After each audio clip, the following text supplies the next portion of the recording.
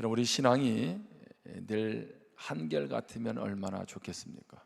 늘 성령 충만해서 기쁨과 감사가 넘치면 얼마나 좋겠습니까? 근데 우리는 육신의 몸을 입고 있죠. 그리고 우리의 살아가는 환경이 만만치 않습니다. 건강도 때로는, 그리고 경제적으로도 직장 문제, 여러 가지 삶의 문제들 때문에 우리는 지치게 되고, 그러다 보니까 신앙도 힘을 잃는 경우들을 많이 보게 되죠.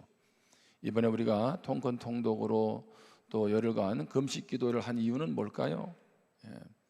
목사의 할 일 중에 하나는 뭐냐 하면, 이러한 힘든 세상 속에서 우리 성도들이 주님과 동행하고 믿음으로 살아내도록 도와주는 일입니다. 여러분, 알아서 잘 신앙생활 하세요. 알아서 잘 하면 좋지만 우리 삶이 그렇지 않잖아, 그렇죠? 그래서 어떻든 여러분들이 다시 하나님 관계 안에서 복을 누리도록 계속 도와주고 깨워주는 역할을 하는 것, 바로 그것이 저의 역할이기도 합니다. 이번에 특별히 우리가 이제 성경을 이해하는 데 있어서 몇 가지를 생각하게 됐는데, 그 중에 하나가 뭐냐면, 우리는 성경을 읽는다고 할 때, 통독을 한다라고 할 때 어떻게 많이 생각을 했어요? 통독은 그냥 창세기부터 계시록까지 성경을 읽는 것이라고 생각을 했죠. 근데 이것은 바른 성경 읽기가 아니라고 했습니다.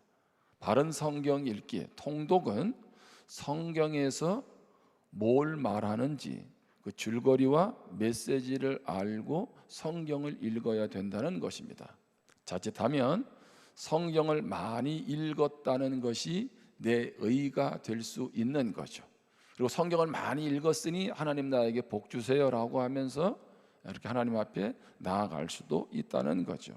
성경을 읽는 만큼 더 중요한 건 뭡니까? 성경에서 말하는 가치관을 갖는 것, 그것이 중요합니다. 구속사로 성경을 본다는 게 뭡니까? 구속의 역사, 구속의 역사. 그 말은 무슨 얘기냐면, 죄로 인해서 하나님의 복이 끊어졌고, 죄로 인해서 하나님과의 관계가 끊어졌습니다. 그것을 다시 회복시키시는 역사, 주님으로 인하여, 바로 그것이 구속의 역사입니다. 다시 얘기합니다. 죄가 들어오기 전에 우리는 복 있는 존재로 하나님의 형상을 빚은 자로 창조가 됐죠. 하나님과 사랑의 대상으로서 관계 맺는 존재로 창조가 됐잖아요. 그런데 죄가 들어오고 나서 이 복도 누리지 못하고 관계도 끊어졌다는 거죠. 그런데 예수 안에 있다는 것은, 우리가 죄를 멀리하고 거룩함을 추구하는 것은 그 원래의 복을 회복하고 그 원래의 하나님과의 관계를 누리며 살아가도록 하는 것입니다. 자, 그런데 가만히 우리의 삶을 보면, 이렇게 말씀을 통해서 우리가 얼마나 복 있는 존재고 하나님과 관계 속에서 복을 누리고 살아가라고 하지만, 실제 우리의 삶을 보면 그렇지 않은 것 같아요. 제가 우리 성도님들을 보면서도 그런 생각을 한번 하게 되는데, 우리는 신앙생활은 교회에서 하는 것으로 많이 생각한다는 거죠. 제가 청년들하고도 그렇고 만날 때 그런 얘기를 합니다. 우리가 믿는 하나님이 교회에서만 존재하고 내 삶에서 아무런 영향력이 없다면 그게 무슨 하나님이냐는 거죠. 여러분, 우리가 함께 모여서 하나님의 은혜를 고백하죠. 그런데 우리 하나님은 여기 계십니까? 지금 이곳에도 계시지만 내가 일하는 이 현장, 우리 가정에도 계시는 줄 믿습니다. 신앙이 내 삶에 힘이 되지 못한다면 그게 무슨 신앙이냐는 거예요. 바로 그러한 신앙을 종교생활이라고 표현하는 거예요. 여러분의 삶의 자리에서 그런 하나님과 인격적으로 날마다 경험하기를 주님의 이름으로 축복합니다. 자, 그래서 요한복음 10장 10절에 보면, 도둑이 오는 것은 도둑질하고 죽이고 멸망시키려는 것뿐이다. 여기 도둑은 누구라 그랬어요? 사탄이죠. 사탄이 온 것은 어떻든 우리로 하여금 망하게 하는데, 멸망하게 하는데, 영원한 지옥까지, 이것이 사탄이 하는 역할이잖아요. 자, 그런데 내가 온 것은, 누가 왔습니까? 예수님이 온 것은 양으로 우리로 하여금 무엇을 얻고? 생명을 얻고 더 풍성히 얻게 하려는 것이라. 자, 그런데 여기 생명을 얻는다는 게 뭡니까?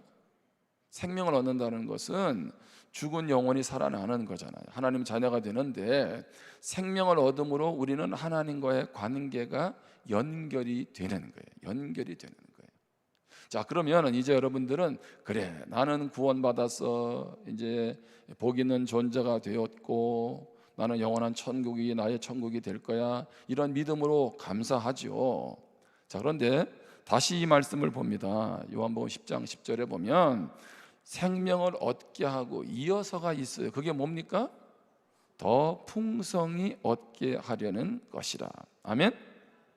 하나님이 관계를 회복시켜주고 복 있는 존재로서 그걸 누리도록 하기를 원하시는데, 나는 구원받았으니까 그것으로 끝난다면 그것처럼 어리석은 게 어디 있냐는 거예요. 성경은 무엇해요? 생명을 얻게 하고 관계가 연결이 되고, 그리고 그것이 끝이 아니라 뭡니까? 시작인 거예요. 더 풍성한 삶, 하나님이 원래 의도했던 하나님의 복을, 하나님 관계 속에서 누리는 그 은혜를 맛보고 누리기를 원하시는 줄 믿습니다. 그래서 관계 속에서 이 풍성함이 주어질 때 삶을 이겨낼 수 있는 것입니다. 여러분, 배가 고프면 뭐 하면 돼요? 밥 먹으면 돼요. 근데 옆에 밥이 있는데도 배가 고프면서 먹지 않는 건 뭐예요? 얼마나 어리석은 일입니까? 영적으로 배가 고프면 뭐 먹어야 돼요? 말씀의 밥을 먹어야죠. 그렇죠? 그래야 어떻게 해요? 힘을 내죠. 근데 말씀은 제쳐놓고 내가 어떻게 영적으로 살아갈 수 있냐, 힘을 낼 수 있냐는 거예요. 그거는 불가능합니다. 오늘은 이제 신명기의 말씀을 나눕니다. 다음 주는 이제 민수기로 다시 가는데, 자, 여기 신명기의 말씀은, 신명기라는 건 뭐, 신자는 뭡니까? 신이라는 것은 되풀이하다라는 얘기예요. 되풀이하다. 그 명기는 뭐예요? 하나님의 명령, 기록된 명령을 되풀이하는 거예요. 그래서 신명기를 두 번째 율법이라고 합니다. 출애굽 20장에 십계명이 또 나옵니다. 뿐만 아니라 신명기 말씀은 뭐냐면 하나님의 말씀을 되풀이해서 기록했어요. 뭐를 되풀이했을까요? 창세기부터 민수기에 이르기까지 모든 율법을 반복하고 있습니다. 자, 모세가 이제 이스라엘 백성들을 광야 40년 동안 인도하고 나서 모압 땅에서 이제 요단강 건너면 약속의 땅 가나안 땅을 가게 됩니다. 자, 그때에 모세가 이스라엘 백성들에게 신신당부하는 거죠. 가나안 땅 들어가면 이렇게 살아야 된다라는 것을 당부하는, 신신당부하는 내용이 뭐예요? 그게 신명기라는 거예요. 신명기. 다시 말하면 모세의 고별 설교이기도 합니다. 자, 그런데 오늘 본문은 모세는 이제 복과 저주가 너희 앞에 있다라고 하면서 말씀을 시작해요. 그러면서 뭐라고 얘기합니까? 27절에 너희가 만일 내가 오늘 너희에게 명하는 너희 하나님 여호와의 명령을 무엇하면, 들으면이 뭐예요? 순종하면, 이런 얘기죠.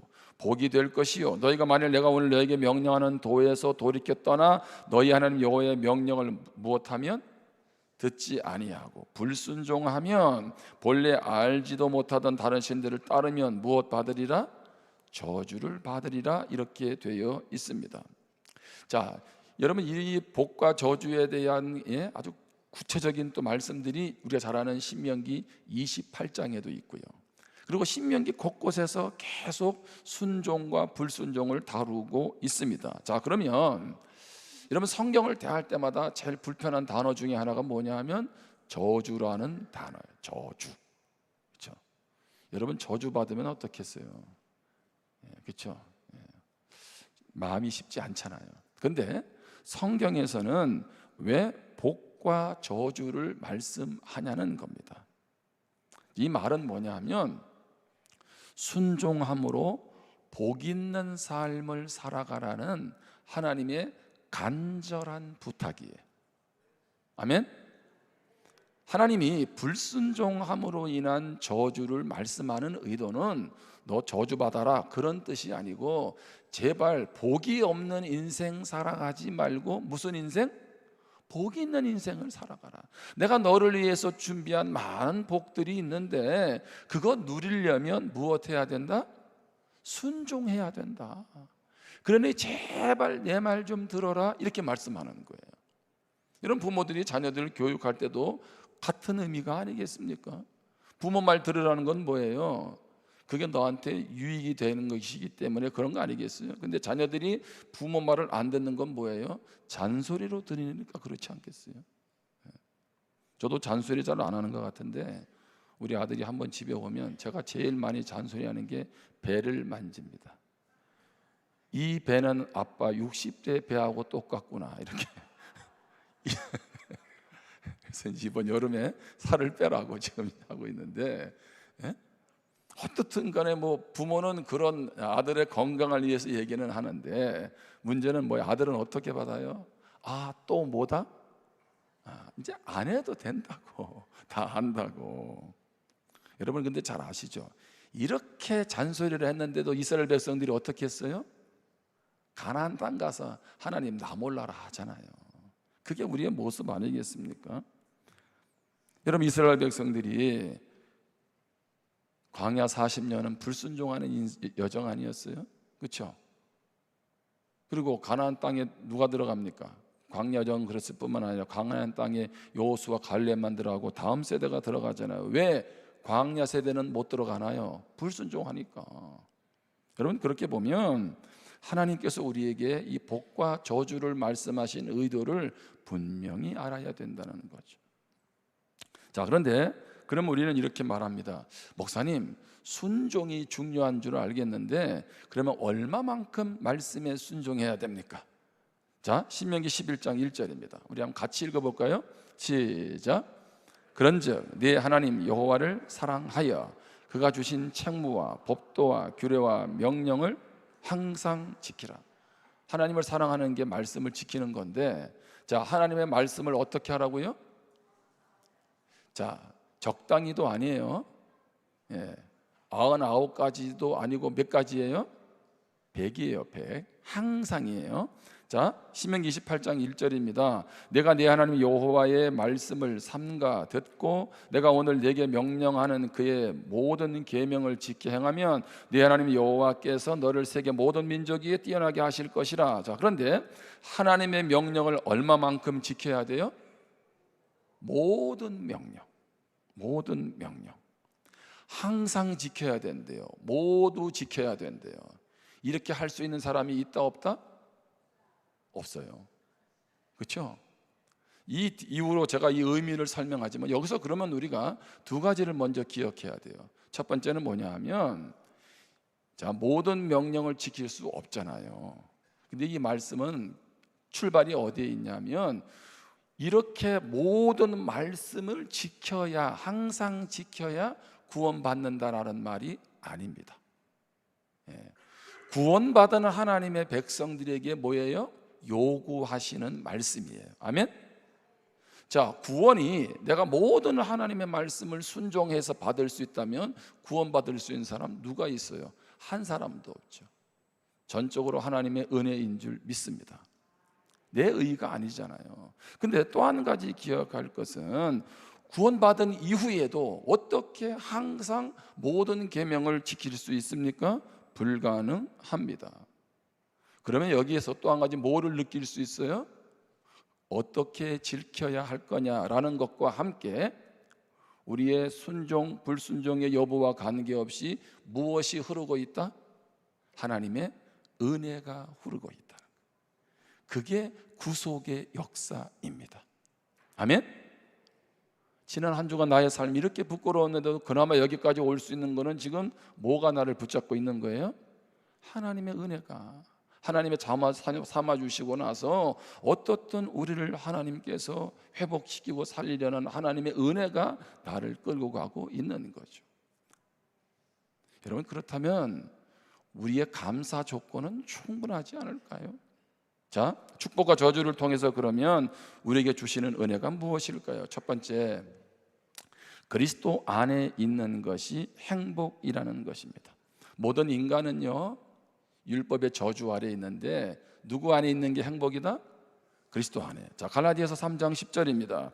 무릇 율법 행위에 속한 자들은 어디 아래에 있나니? 저주 아래에 있나니. 기록된 바 누구든지 율법책에 기록된 대로 모든 일을 항상 행하지 아니하는 자는 저주 아래에 있는 자라 하였습니다. 아멘. 자, 성경 하나님의 말씀을 항상 행하지 않으면 무엇에 있어요? 저주 아래에 있다, 이렇게 말하고 있는 거예요. 여러분, 그러면 이 중에 저주 아래에서 없는 사람이 있어요, 없어요? 다 저주 아래에 있는 거예요.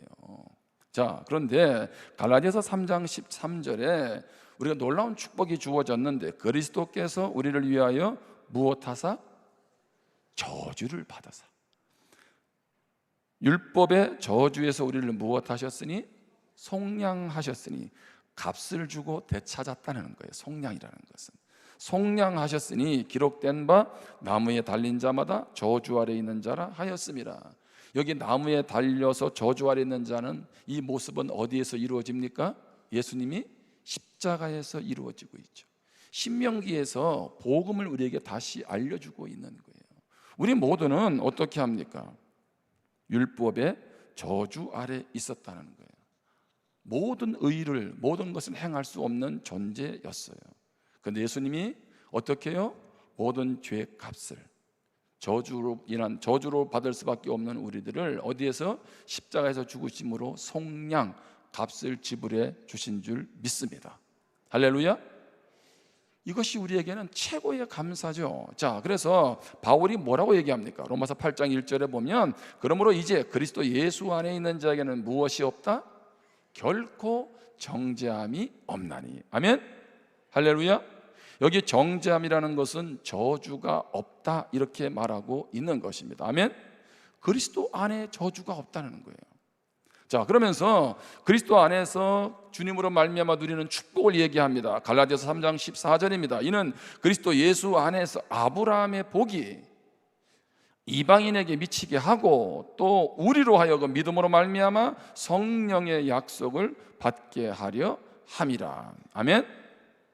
자, 아브라함에게 약속한 복이, 영적인 복이, 구원의 복이 우리에게 임했죠. 이방인에게 우리에게 임하고 뿐만 아니라 성령의 약속을, 무슨 얘기입니까? 예수 믿음으로 성령을 선물로 받아서 우리 안에 성령이 거하시는 사람이 되었잖아요. 예? 이것이 그리스도인에게 주어지는 축복인 줄 믿습니다. 우리 안에 성령이 함께 하시는 줄 믿습니다. 자, 그런데 그러면 여러분 이렇게 생각할 수 있잖아요. 그러면 뭐 늘 말씀을 행할 수도 없고 지킬 수도 없고 그런 말씀을 지키지 말아야 되느냐, 이런 질문이 생기잖아요. 두 번째, 말씀에 순종하는 것이 무슨 삶이다? 복 있는 삶이라는 거예요. 자, 26장 27절, 신명기 11장 26절 27절 다시 읽습니다. 내가 오늘 복과 저주를 너희 앞에 두나니. 복과 저주가 우리 앞에 있어요. 그러니까 뭡니까? 선택이에요. 선택. 항상 신앙은 선택입니다. 여러분, 감사도 선택이잖아요. 예? 똑같은 주어진 삶의 자리에서 하나님 감사합니다라고 할 수도 있지만 무엇할 수도 있어요? 원망할 수도 있잖아요. 자, 그런데 너희가 만일 내가 오늘 너희에게 명하는 너희 하나님 여호와의 명령을 무엇하면? 들으면. 자, 뭐라 그랬어요? 순종하면 복이 된다라고 말씀을 했습니다. 자, 이것이 구약에서의 순종이라면 신약에서 순종이라는 그 단어의 뜻을 보면 휘파쿠오라는 거예요. 휘파쿠오. 이게 헬라어인데요. 그 뜻이 뭐냐면 뭐뭐 아래에서 주의 깊게 듣고 따른다는 얘기입니다. 다시 얘기합니다. 뭐뭐 아래에서 주의 깊게 듣고 따르는 거예요. 세 가지가 있어요. 순종은 뭡니까? 아래에 있는 거예요. 어디에 있는 게 아니고 위에 있는 게 아니고. 다시 말하면 내가 있어야 될 자리는 주님 아래입니다. 아멘? 그게 주님 뜻 아래에 있는 거죠. 그런데 주님의 말씀을 어떻게 듣고? 한 귀로 듣고 한 귀로 흘러버리고, 그러면 아무런 말씀이 나의 능력이 없어요. 그래서 어떻게 해요? 말씀이 어떠한지를 주의 깊게 듣고, 자, 그리고 그 말씀을 어떻게 해요? 들은 것으로 깨닫는 것으로 끝나는 것이 아니라 무엇하고? 따르고. 그 말은 뭡니까? 순종의 삶을 살아내야 되는 거죠. 믿음은 들은 것이 아니에요. 믿음은 들은 것이, 깨달아진 것이 삶으로 살아낼 때 그게 믿음입니다. 근데 많은 우리 그리스도인들은 믿음을 듣고 오늘 설교에 이런 은혜 받았어 라는 것으로 믿음에 머무는 경우들이 너무 많아요. 아니요, 그 믿음을 잘못 이해하고 있는 거예요. 믿음은 어디까지 가야 돼요? 그래서 그것이 내 삶에서 살아낼 때 그게 믿음이에요. 그래야 믿음으로 사는 게 여러분 삶의 능력이 되는 줄 믿습니다. 여러분, 그런 면에서 순종이라는 건 뭡니까? 순종이라는 것은 내가 주인 되는 것을 내려놓는 거예요. 아멘? 이게 순종입니다.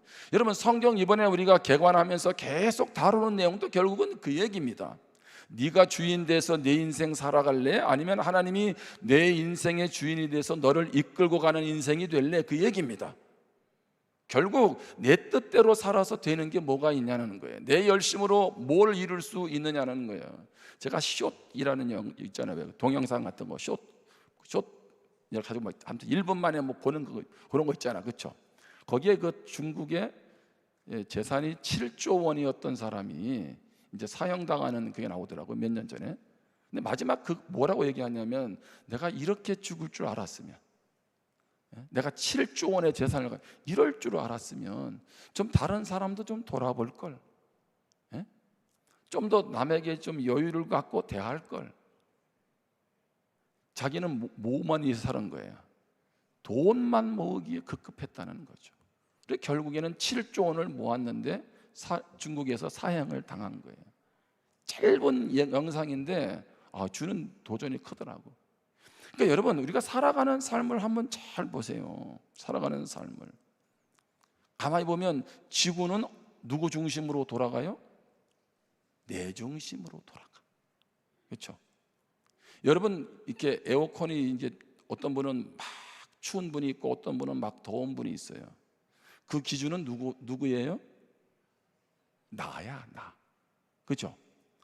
내가 추우니까 추운 거고, 그래서 문제가 있는 거지. 그죠? 다른 사람이 힘들어서 아우야 저러면 안 될 텐데, 내가 가만히 보면 전부 다 내 중심이야. 그래서 여러분, 내노란불 많이 얘기하잖아요. 내가 하면 뭐고? 로맨스고, 다른 사람이 하면 뭐고? 불륜이고. 아니 어떻게 그게 다 뭐예요? 그게 다 내 중심이죠. 여러분, 뭐 때문에 그렇게 열받으세요? 열받는 이유를 잘 보시면 그게 뭐 대로 안 되는 거예요. 누구 뜻대로? 내 뜻대로 안 되는 거잖아요. 가만히 보면 상대방이 뭔가 제대로 안 풀려서 아이고 너무 안 됐다. 여러분, 그렇게 하세요? 아니면 내가 내 뜻대로 안 되니까 그래서 열받아 가지고 쏟아내고 있느냐는 거예요. 여러분, 그러면 그렇게 주야장창 내 중심 하나님 중심 듣고 있는데, 그래서 뭐예요? 아유 목사님 그 얘기 그만 좀 하지. 이게 우리 인생의 뭐예요? 가장 중요한 문제예요. 그래서 지혜로운 사람은 어떻게 합니까? 내가 죽는 사람이죠. 여러분, 부부관계가 행복하려면 어떻게 해야 돼요? 부부가 똑같으면 맨날 싸웁니다. 아세요? 제가 매일매일 성경 개관을 했잖아요. 갑작스레 이제 강사님이 다 못한 것 때문에 숙제를 맡아서 했는데, 갑자기 또 이제 그래도 흐름을 다시 하려면 또 정리도 많이 해야 되잖아요. 제일 무서운 사람은 누굴까요? 저는 아내를 볼 때마다 두렵고 떨림으로 대했어요. 집에 가면 왜 BC 4년 5년을 BC 4세기 5세기로 했느냐? 아이고, 창세기 1장 1장부터 11장이 창조 시대인데 왜 1장부터 14장이라고 얘기했느냐? 라고 하면서, 근데 그 말이 틀렸다 맞았다? 맞아요. 근데 저는 기분은 좋다 안 좋다? 아유 여보 오늘 정말 잘했다, 이런 말은 안 하고, 그러니까 집에 가서 아무 말이 없으면은 할렐루야. 근데 제가 아내가 참 감사한 게요, 성경을 정말 열심히 연구하거든. 그 주영 목사님은 그 책 그 두꺼운 거를 어디에 단어가 틀렸는지까지 발견해내니, 그러니 뭐 남편 뭐 하나씩 말 틀리는 거 알아내는 건 뭐 시간 문제지. 자, 제가 뭘 얘기하고 싶은 거예요? 아내를 디스하는 건 아니고, 예? 근데 그런 말을 들을 때 나는 기분이 좋다 안 좋다? 기분이 안 좋아. 예? 아, 그래도 오늘 애써서 했는데. 요게 뭐예요? 요게 내 중심이야. 그런데 그렇게 말해주는 아내를 위해서 내가 뭘 생각해요? 맞잖아요. 그러면 또 다시 내가 고칠 수 있으니 감사하잖아요. 이게 하나님 나라가 이루어지는 거예요. 뭐 여러분 너무 복잡하게 생각하지 마세요. 여러분, 부부는 왜 싸우나요? 이번에 요즘에 그 김향숙 사모님인가? 예, 하이패밀리 송기론 목사님 사모님이 요즘에 간증을 이렇게 이제 나와요. 국민일보에 나와요. 그분이 이 송기론 목사님하고 결혼하고 나서 전도사님 그때인가 아무튼 뭐 잘 정확히 모르겠는데 이혼을 하려고 그랬대. 그래서 남편한테 얘기했대. 우리 이혼하자. 이제 며칠 뒤에 우리 이제 법정에서 도장 찍자 이렇게 했는데, 그래도 사모님이잖아. 그래가지고 뭐 하나님 앞에 씨름했대. 막 기도했더니 처음에는 막 남편 때문에 하는데 하나님 어느 날 그러대. 네 때문에 그러시더래 이제. 예? 이제 그래가지고 이분이 거기에 글에 뭐라고 썼냐면, 이혼해도 고통, 이혼 안 해도 고통, 그렇게 써놨더라고요. 예? 근데 이 고통은 무슨 고통이에요? 소망 없는 고통이지. 그렇잖아요. 이혼하면 안 보니까 좋긴 좋은데 아이들도 그렇고, 그죠? 사람들 보는 시각도 그렇고 고통이잖아요. 근데 이혼 안 하고 살려면 이것도 이게 만만치 않잖아. 그런데 그러면서 뭐라 그러냐면, 희망이 있는 고통이 있대요. 내가 변하는 고통. 내가 변하는 고통. 여러분, 결국 신앙은 누가 변하지 않는 거예요? 내가 안 변해. 그리고 내가 안 변한다는 것, 결국은 누가 주인이 됐다는 거예요?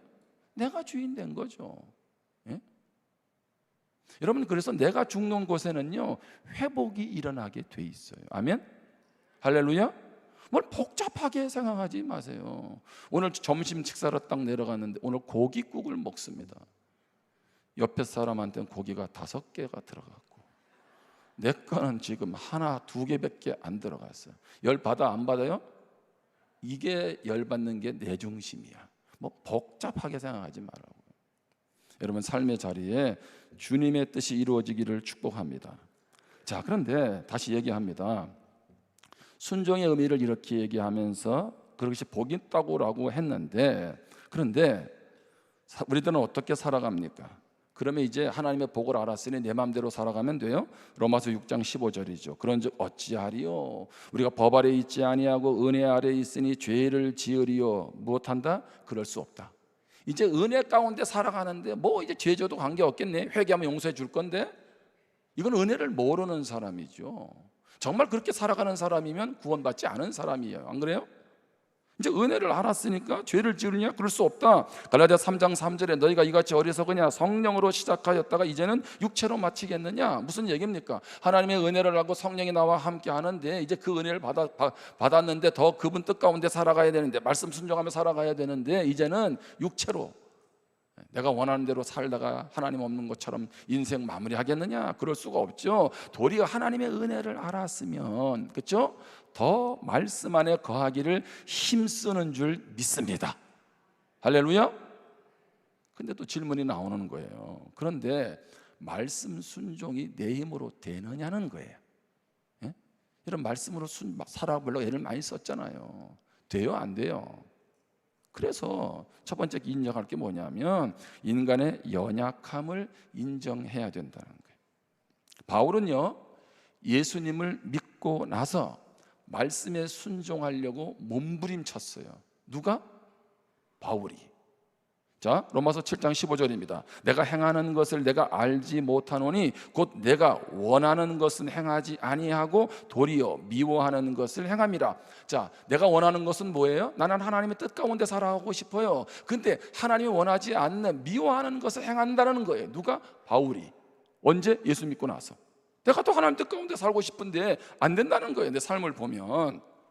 자, 로마서 7장 18절에 내 속 곧 내 육신에 선한 것이 거하지 아니하는 줄을 아노니 원함은 내게 있으나 선을 행하는 것은 무엇한다? 없다. 예?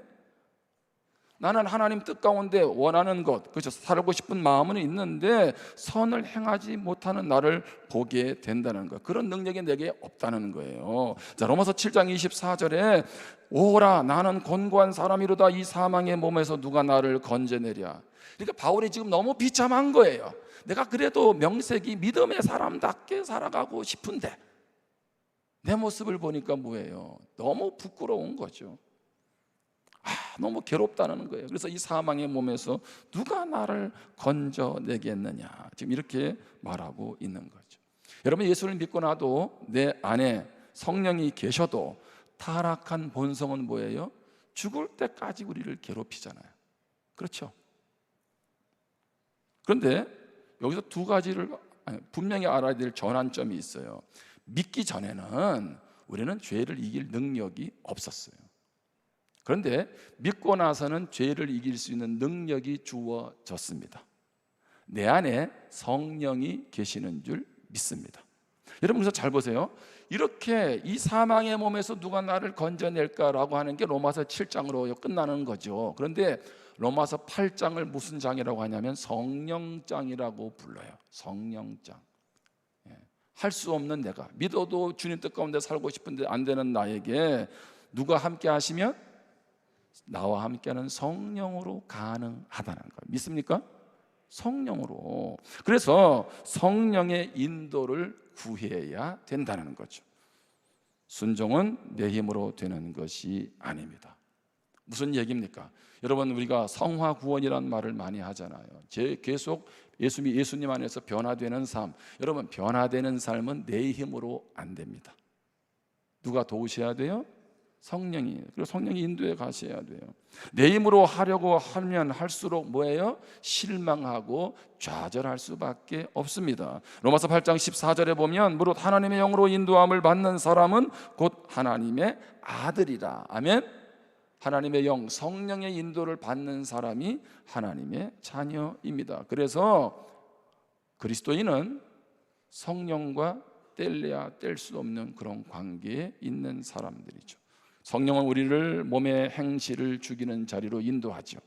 로마서 8장 12절에 보면 그러므로 형제들아 우리가 빚진 자로 돼 육신에게 져서 육신대로 살 것이 아니니라. 너희가 육신대로 살면 반드시 죽을 것이로되 무엇으로? 같이 읽습니다. 시작. 영으로서 몸의 행실을 죽이면 살리니. 아멘. 여기 영은 뭐예요? 성령으로. 그렇죠? 성령으로. 몸의 행실은 타락한 본성을 죽이면 무엇한다? 산다. 성령으로 우리가 타락한 본성이 계속 우리를 괴롭힐 때마다 우리는 무엇할 수 있어요? 이겨낼 수 있어요. 그래서 우리는 뭐예요? 로마서 갈라디아서 5장 22절에 보면 성령의 열매를 맺게 되는 줄 믿습니다. 근데 기억하셔야 되잖아요. 열매는 내 힘으로 맺을 수 있다 없다? 없다. 그래서 무슨 열매다? 성령의 열매예요. 성령의 열매. 여러분, 그래서 우리가 계속 말씀을 가까이 해야 될 이유가 여기에 있습니다. 자, 성령의 인도를 뭘로 받을 거냐고요? 말씀이 뭘를 얘기하는지를 알아야 되고, 말씀에 붙들릴 때 성령이 그 말씀을 통해서 이기게 하시는 거지. 성경은 아예 뒤로 하고 어떻게 우리가 성령의 인도를 받고 날마다 순종하는 삶을 살 수 있느냐? 그것은 불가능하다는 거죠. 여러분, 삶이 힘드세요? 우울하세요? 앞이 안 보이세요? 여러분, 말씀을 가까이 하시기를 바랍니다. 아멘. 말씀을 통해서 내가 나아가는데도 힘이 없는 분은 저한테 찾아오세요. 그럴 수가 없는 거예요. 여러분, 그래서 결론적으로 시편에 보세요. 자, 복 있는 사람은 하고 이렇게 시작을 해요. 복 있는 사람은, 그렇죠? 1절에. 근데 복 있는 사람은 2절에 뭐라고 얘기합니까? 오직 여호와의 율법을 즐거워하여 그의 율법을 주야로 무엇한다? 묵상한다 그래요. 그러니까 말씀을 늘 가까이 하고 그 말씀을 되씹는 거죠. 자, 그런데 시편 1편에서 복 있는 사람은 어떤 사람이에요? 거기서 말하는 복 있는 사람은 계속 행복하려면이라는 뜻입니다. 자, 우리는 예수를 믿음으로 복 있는 사람이 됐어요, 안 됐어요?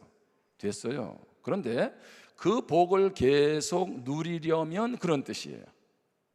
이 출발점을 잘 보셔야 돼.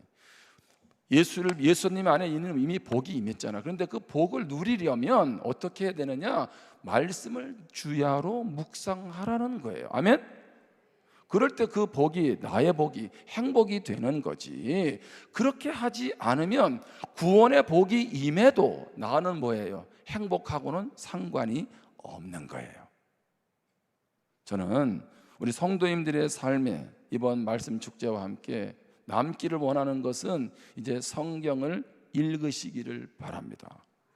저도 이제 여러분들이 더 성경을 잘 이해하도록 가르치고 하는 일을 좀 더 지혜를 모을 거예요. 그래서 어떻게든 우리 성도들이 날마다 말씀에 붙들리도록 저도 더 힘을 쏟을 겁니다. 그런데 말씀을 제쳐놓고 다른 그 무엇에서 힘을 얻을 수 없어요. 말씀에 붙들리면 폭염도 이겨냅니다. 아멘? 말씀 안에 은혜가 있으면 힘들고 어려운 일도 견뎌낼 수 있습니다. 여러분, 말씀은 우리 삶에 살아있는 능력이 되는 줄 믿습니다. 이 말씀을 순종함으로 여러분의 삶이 더 복을 누리는 삶이 되기를 주님의 이름으로 축원합니다. 기도하겠습니다. 우리 주신 말씀을 마음 가운데 한번 새기면서 기도할 수 있기를 바랍니다. 우리는 모든 말씀을 지킬 수 없죠. 그런데 예수님께서 우리를 죄에서 사해 주셨는데 십자가에서 모든 저주를 다 대신하고 짊어지셨죠. 그리스도 안에 있는 복이 얼마나 큰지를 알게 되었습니다. 우리는 그 복을 계속 누리기 위해서 말씀을 순종하며 살아가는 것이 답이라는 것을 다시 한번 깨닫습니다. 말씀 없이는 우리는 온전한 순종도 하나님의 복도 누릴 수 없고 성령의 인도도 경험할 수 없습니다. 여러분, 그 말씀이 나를 사로잡을 때 범사에 감사할 수 있습니다. 오늘 이 말씀을 붙잡고 결단하면서 기도하겠습니다.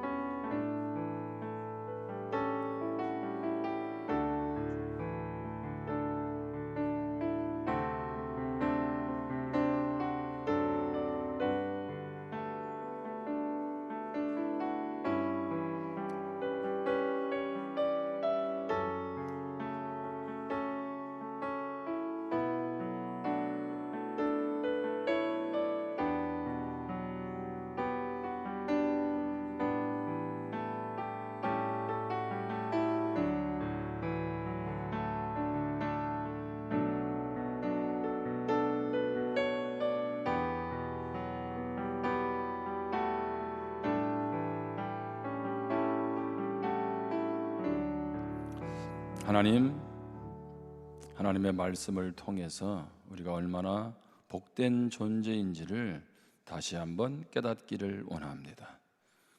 그리고 하나님은 우리를 너무 사랑하셔서 우리에게 말씀에 순종할 것을 요구하신 것 다시 한번 깨닫기를 원합니다.